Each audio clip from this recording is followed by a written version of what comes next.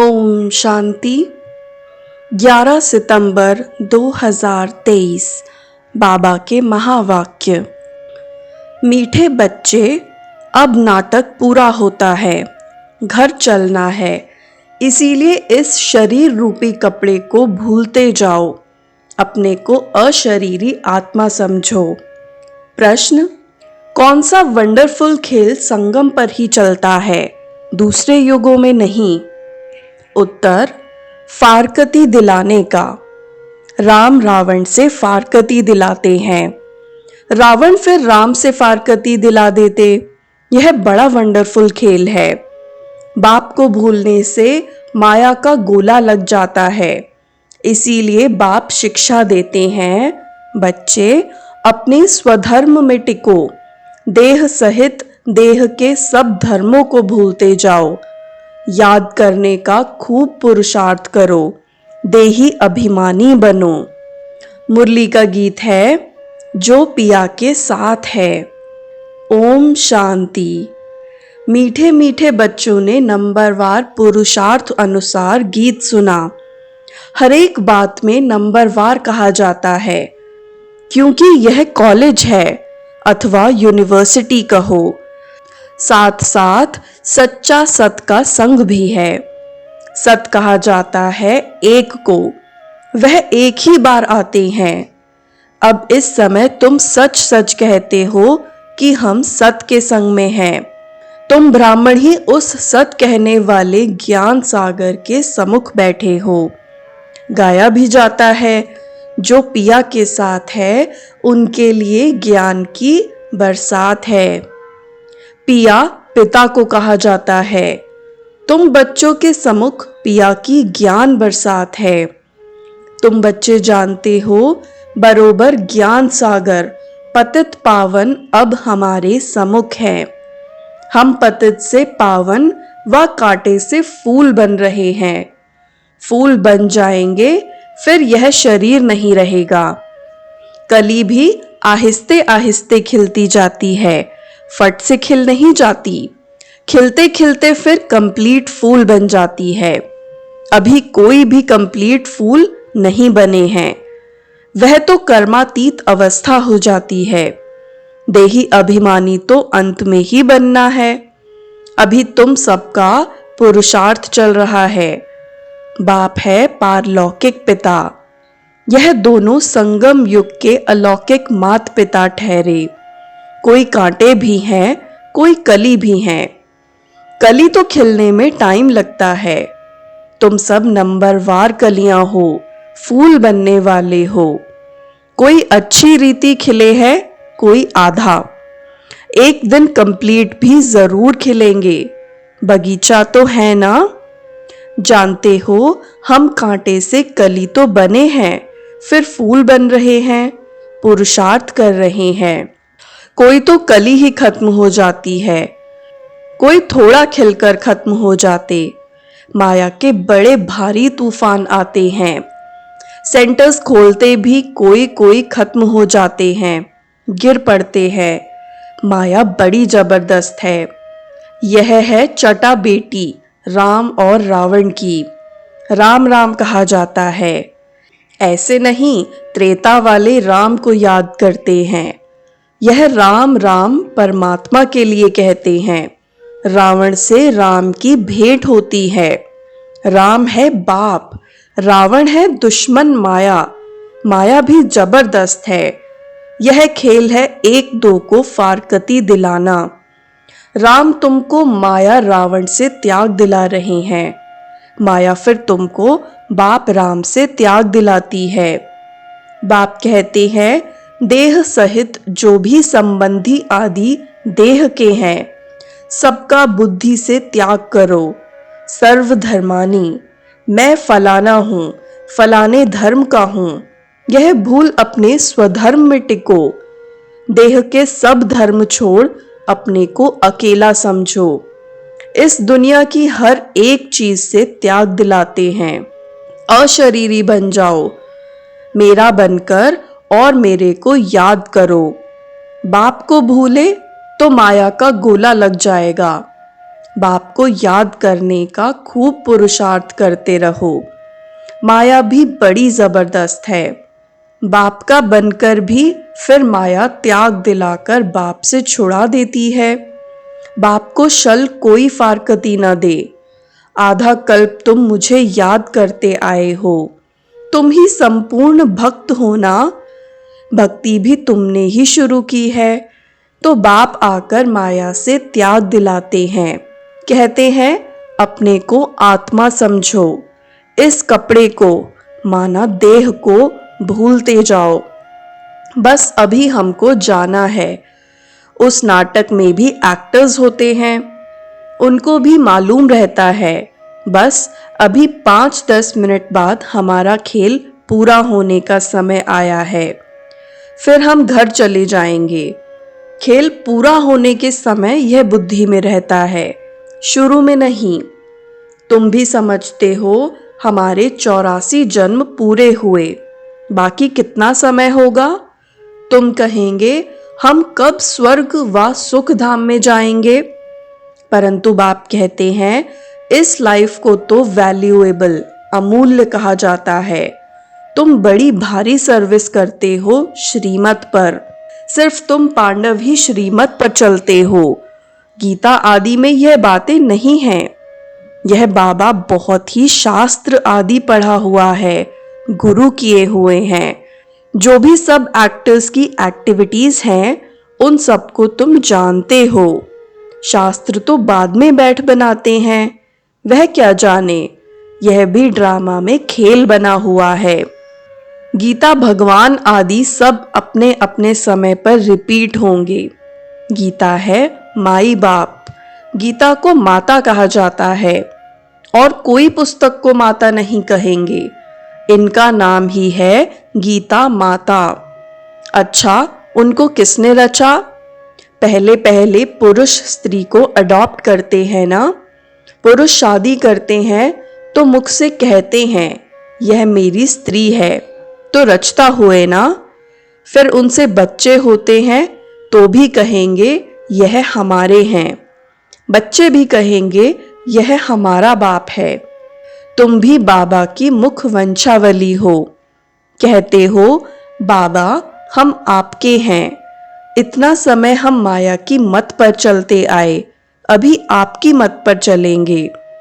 माया कोई मुख से मत नहीं देती है, एक्ट ऐसी करते हैं। यहाँ तो बाप मुख से बैठ समझाते हैं। तुम सब भारतवासी हो, जानते हो कि भारत ही सिरताज था। अभी दोनों ताज नहीं है, न होली न अनहोली। गाया जाता है हर होलीनेस हिज होलीनेस।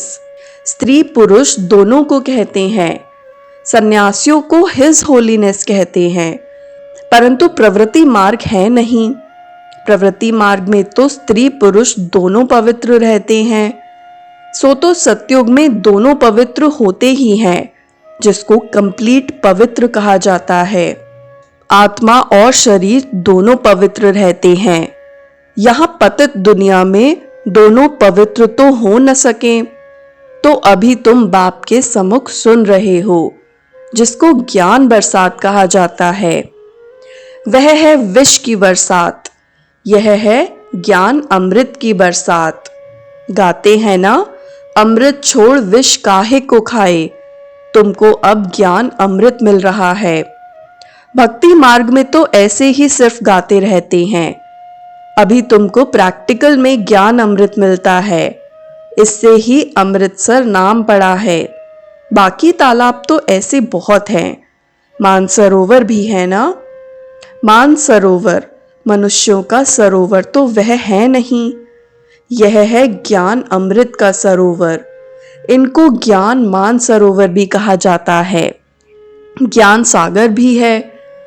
कोई नदियां हैं, कोई कैनाल्स हैं, कोई टुबके हैं, नंबरवार है ना। बच्चे समझ गए हैं। कल्प पहले भी बाप ने समझाया था, फिर अब समझा रहे हैं। तुम निश्चय करते हो हम बाबा से राजयोग सीख रहे हैं, जिससे कल्प पहले भी हम स्वर्ग के मालिक बने थे। प्रजा भी कहेगी हम मालिक हैं। भारतवासी कहते हैं ना, हमारा भारत सबसे ऊंच है। अभी हमारा भारत सबसे नीच है। हमारा भारत बहुत श्रेष्ठाचारी था, अब हमारा भारत बहुत भ्रष्टाचारी हो गया है। और कोई खंड के लिए ऐसे नहीं कहेंगे। सभी धर्म वाले भी जानते हैं कि भारत प्राचीन था, तब हम लोग नहीं थे। सतयुग में जरूर सिर्फ भारतवासी ही होंगे। गाते भी हैं, क्राइस्ट से 3000 वर्ष पहले भारत ही था और कोई धर्म नहीं था। नई दुनिया में नया भारत था, अभी पुराना भारत है। भारत हेवन था, परंतु किसकी बुद्धि में पूरा बैठता नहीं है। यह तो बहुत सहज समझने की बात है। बाप तुमको समझा रहे हैं, तुम प्रैक्टिकल में कर्तव्य कर रहे हो। नंबरवार पुरुषार्थ अनुसार सच्चा सच्चा व्यास बनना है, सच्ची गीता सुनानी है। तुमको कोई पुस्तक आदि तो हाथ में उठाना नहीं है, तुम तो रूप बसंत हो। तुम्हारी आत्मा गीता का ज्ञान सुनती है बाप से। तुम्हारी बुद्धि में एक ही बाप है और कोई गुरु गोसाई साधु संत आदि तुम्हारी बुद्धि में नहीं है। तुम कहेंगे हम ज्ञान सागर परम पिता परमात्मा से सुनते हैं, जिसको ही सत श्री अकाल कहा जाता है। अक्षर कितना मीठा है। अकाली लोग बड़ी जोर से कहते हैं सत श्री अकाल। यहाँ तुम बच्चे ज्ञान डांस करते हो, इसीलिए कहा जाता है सच तो बिठो नच। माना सच्चे हो तो खुशी में नाचते रहो, फिर तुम वहां जाकर रास विलास करेंगे। मीरा भी ध्यान में रास आदि करती थी, परंतु उसने भक्ति की। तुम कोई भक्ति नहीं करते हो। दिव्य दृष्टि दाता बाप स्वयं तुमको पढ़ा रहे हैं। बहुत बच्चे साक्षात्कार करते रहते हैं तो मनुष्य समझते हैं यह तो जादू है। बच्चे पढ़ाई में घूमते फिरते हैं ना, तुम्हारे लिए भी यह खेलपाल है। यह कोई सब्जेक्ट नहीं, इनके मार्क्स नहीं, खेलने कूदने के मार्क्स नहीं होती है।